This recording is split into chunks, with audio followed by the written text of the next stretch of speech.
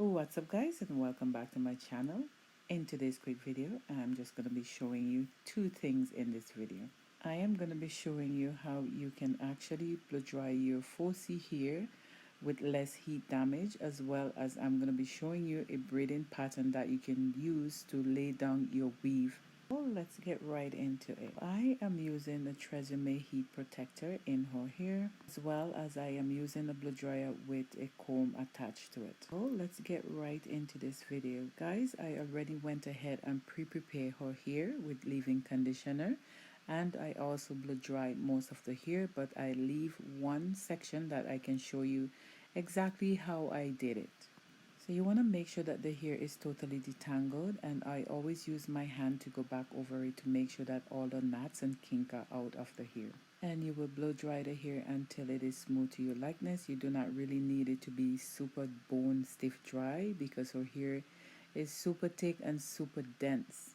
So guys, remember to keep watching this video to the end. Remember to give me thumbs up, like, and subscribe to my channel if you have not already done so. And right now I am gonna be braiding her hair as well in a pattern, because I will be attaching an extension onto her hair.